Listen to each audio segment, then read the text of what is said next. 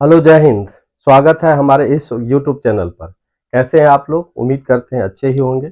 चलिए आज के सेशन को शुरू करते हैं। आज के सेशन पिछले सेशन का अगला कड़ी है और आज हम लोग पढ़ने वाले हैं कॉन्सेप्ट ऑफ नेशनल इनकम में। दो कॉन्सेप्ट को आज हम लोग पूरा करने का प्रयास करेंगे। पहला कॉन्सेप्ट है आज का, वो है एनएनपी और दूसरा है पीसीआई। एनएनपी मतलब नेट नेशनल प्रोडक्ट और पीसीआई का मतलब पर कैपिटा इनकम।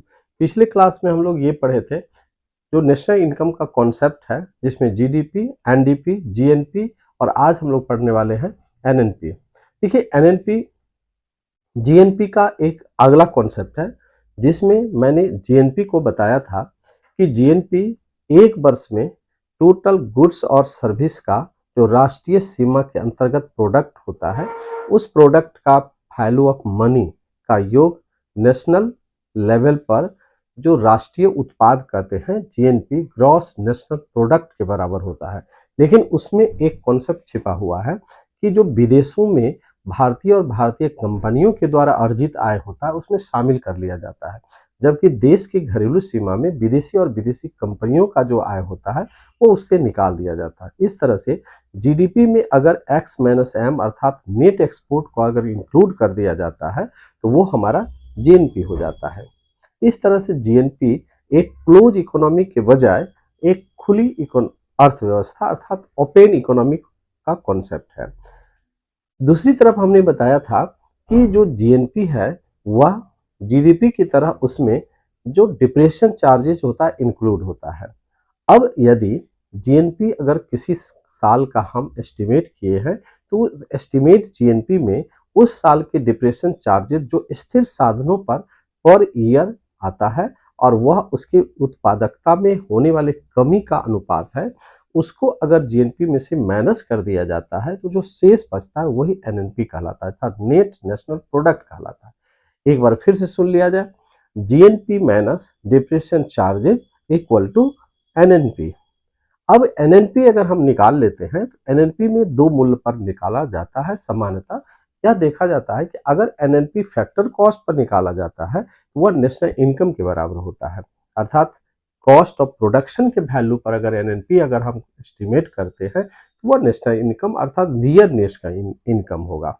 और अगर उस नेशनल इनकम के रियलिटी में अर्थात एनएनपी एट एफसी मतलब factor cost equal to NI में अगर उस वर्ष के नेट एक्सपोर्ट को के बदले अर्थात नेट इनडायरेक्ट टैक्स को अगर जोड़ दिया जाता है तो वो हमारा निकल जाता है एनएनपी एट एमपी अर्थात बाजार मूल्य पर शुद्ध राष्ट्रीय उत्पाद, जो हमेशा साधन लागत पर प्राप्त राष्ट्रीय उत्पाद से ज्यादा होता है और वह प्रायः नॉमिनल एनएनपी कहलाता है। नॉमिनल एनएनपी का मतलब होता है नॉमिनल राष्ट्रीय आय, और जो फैक्टर कॉस्ट पर निर्धारित होता है उसको कहते हैं रियल नेशनल इनकम अर्थात वास्तविक राष्ट्रीय आय। ठीक है, तो ये दो कॉन्सेप्ट में ये पहला कॉन्सेप्ट है। जैसे कि हमने बोर्ड वर्क में आपको दिखा रहा हूँ किया हूँ कि यहाँ पर कॉन्सेप्ट ऑफ नेशनल एनआई है, जिसमें पहला कॉन्सेप्ट है एनएनपी।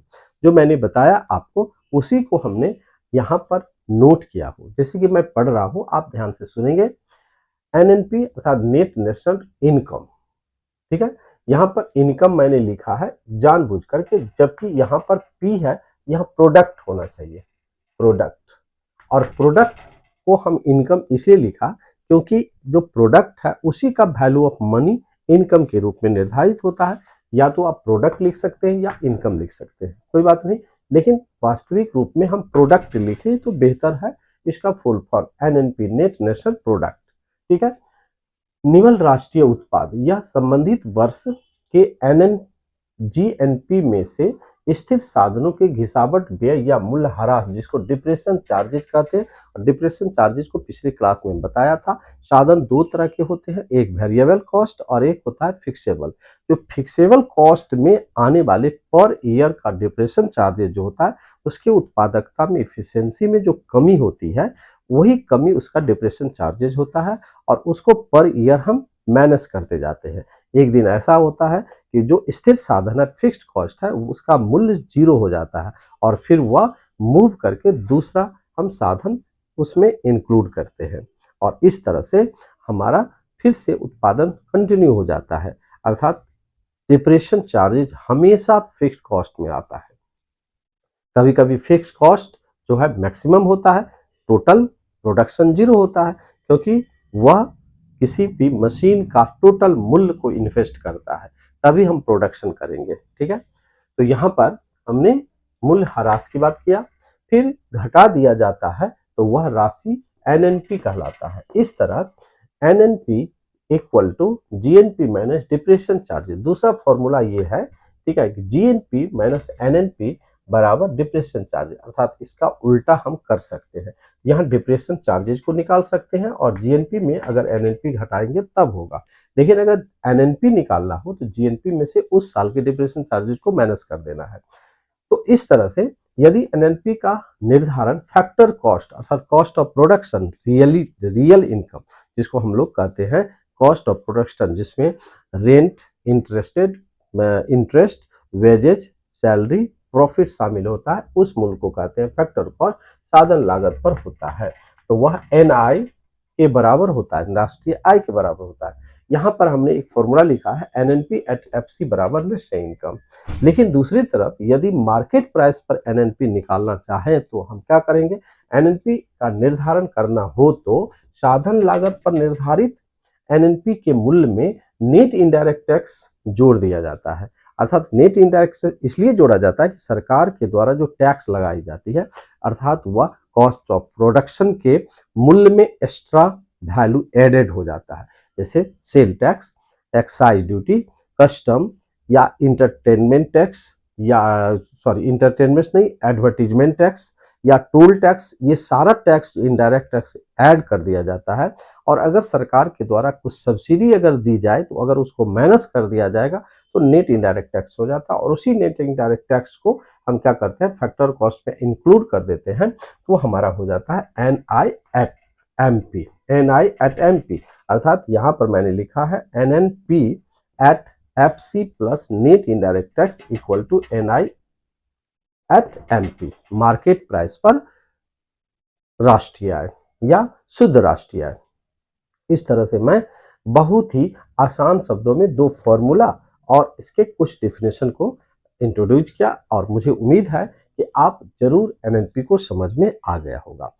एनएनपी एक बार फाइनली समझ लीजिए, एनएनपी बराबर जीएनपी माइनस डिप्रेशन चार्जेस, अर्थात उस साल के जीएनपी में से अगर हिसाबत व्यय को निकाल दिया जाए, घटा दिया जाए, तो वह एनएनपी निकाला प्राप्त होता है। और अगर एनएनपी फैक्टर कॉस्ट पर निर्धारित होता है तो वही राष्ट्रीय आय के बराबर होता है। और अगर राष्ट्रीय आय अगर हमें मार्केट प्राइस पर अर्थात नॉमिनल अगर निकालना हो तो उसको क्या करते हैं, जो फैक्टर कॉस्ट पर निकालते हैं नेशनल इनकम या जीएनएनपी, उसमें नेट इनडायरेक्ट टैक्स इंक्लूड कर देते हैं, जोड़ देते हैं, तो वह मार्केट प्राइस का वैल्यू हो जाता है। अब दूसरा है पीसीआई, हमारा राष्ट्रीय आय निकल गया है, एनएनपी एट एफसी बराबर राष्ट्रीय, जो रियल इनकम होता है, रियल नेशनल इनकम होता है। अब पीसीआई पर कैपिटा इनकम कहते हैं, प्रति व्यक्ति आय। यह इनकम एक एवरेज इनकम होता है, पूरे देश में इक्वल होता है, सभी व्यक्ति का, जितने भी व्यक्ति है सबका जो पर कैपिटा इनकम होगा वह एक ही होगा। दूसरी तरफ राष्ट्रीय आय की जो वास्तविक या आर्थिक विकास का जो वास्तविक निर्धारक सूचकांक होता है वो पर कैपिटा इनकम होता है, प्रति व्यक्ति आय होता है।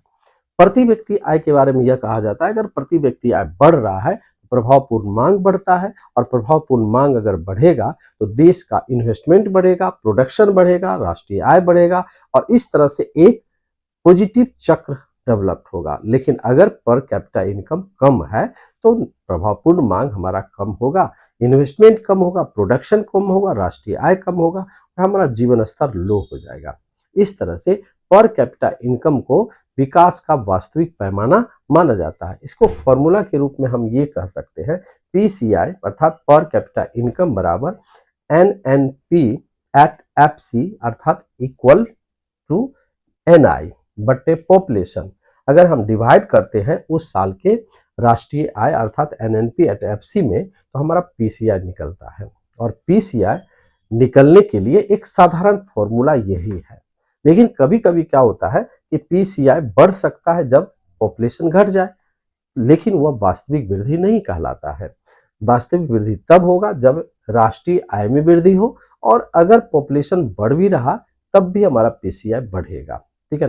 तभी डेवलपिंग इकोनॉमी का यह वस्तु बहुत व्यावहारिक नेचर होता है।